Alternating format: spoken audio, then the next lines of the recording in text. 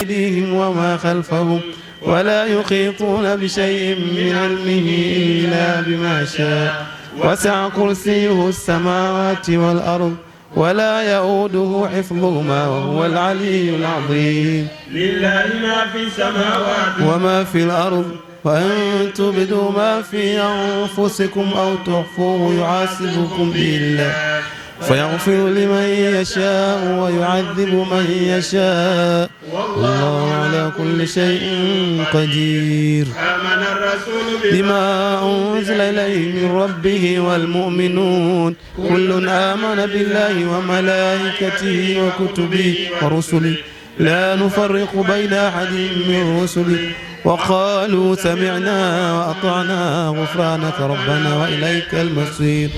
لا يكلف الله نفسا إلا وسعها لها ما كسبت وعليها ما اكتسبت ربنا لا تؤاخذنا إن نسينا أو أخطأنا ربنا لا تحمل علينا محمد وعلى آله وصحبه وسلم والحمد لله رب العالمين. Kwanza ni mshukuru Mwenyezi Mungu kwamba tupo hapa leo hii hapa Mkwajuni kwa ajili ya kuwafariji waasisi wetu ambao wametangulia, lakini pia kipekee nichukue fursa hii kuipongeza sana serikali hii ya awamu ya 8 ambapo ilikuja na wazo hili la kwamba kila ifikapo tarehe 2 Aprili viongozi hususan wale ambao wanatokana na Baraza la Mapinduzi kwenda kuwafariji waasisi hawa ambao wametangulia. Jambo hili hapo nyuma halikuwepo. Tulizoea tu kwamba inapofika ile tarehe 7 watu wote wanakutana pale Kiswandui kwa ajili ya kusoma dua, lakini utaratibu wa kuzungukia makaburi ya viongozi wetu hawa yalianzana na serikali hii ya awamu ya 8. Kwa hiyo tunampongeza sana kwanza Mheshimiwa Rais Daktari Hussein Ali Mwinyi kwa kuja na wazo hili ambalo ni wazo zuri kabisa na ni jambo ambalo tunaiona athari yake chanya kubwa sana ya kuweza kurejesha katika fikra za watu juu ya viongozi wetu hawa ambao waliotangulia.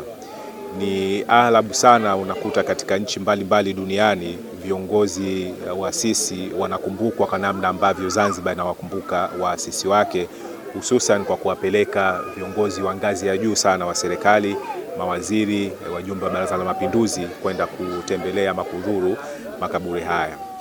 Lakini ukiangalia historia ya Brigedia Jenerali Ramadhani Haji Faki unakuta ni kiongozi ambaye historia yake haijaelezwa kwa kina ama haijaelezwa vile ambavyo ingepaswa kueleza, na ni mtu ambaye ana historia ndefu, lakini ambaye ana story ambayo iko very interesting, kiasi cha kwamba kama ingekuwa ni swala ambalo lipo katika mitaala kwa wanafunzi wetu ambao wanakulia hususan katika ngazi ya elimu ya msingi, tungeweza kuinspire watoto wengi sana kutaka kuwa kama ambavyo alivyokuwa Jenerali Ramadhani Haji Faki.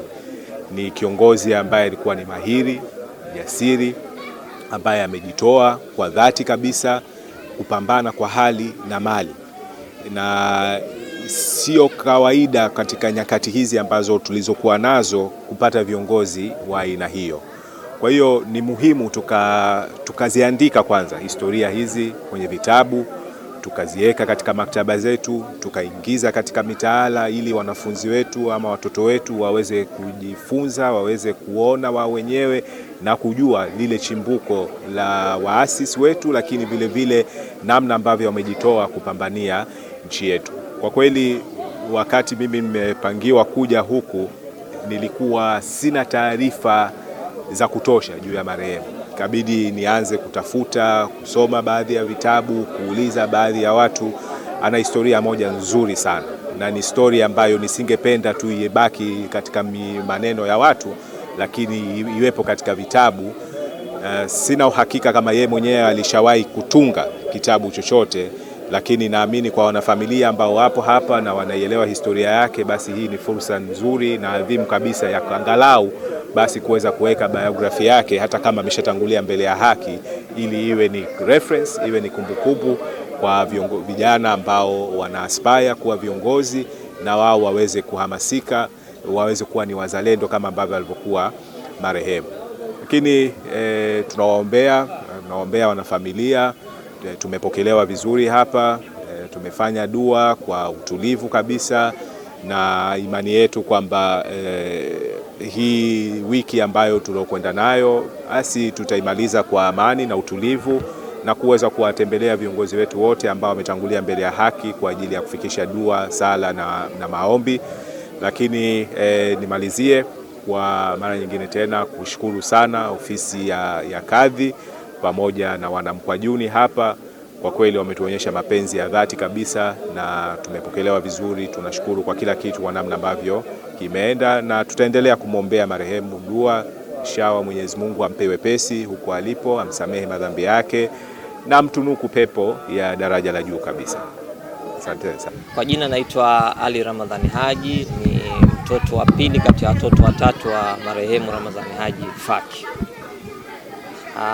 Kutokana na hili ambalo la dua la kila mwaka ambalo linafanywa waasisi wa mapinduzi yetu matukufu wa Zanzibar, sisi kama familia hili jambo tumelipokea uzuri na linatufariji, kwa sababu ingewezekana kama zilivyo familia nyingi ingekuwa dua tunamwombea mtu mmoja mmoja, lakini kukusanyika wingi wa watu kama hivi, dua yake nao upokewa kwa nyingi. Lakini pia tunamshukuru Mheshimiwa Rais kwa kulisimamia vilivyo na ipasavyo. Tangu aingie madarakani, imeonekana ni jambo ambalo linafanywa kwa ukubwa kila mwaka kuasisi au kuwaenzi wana mapinduzi.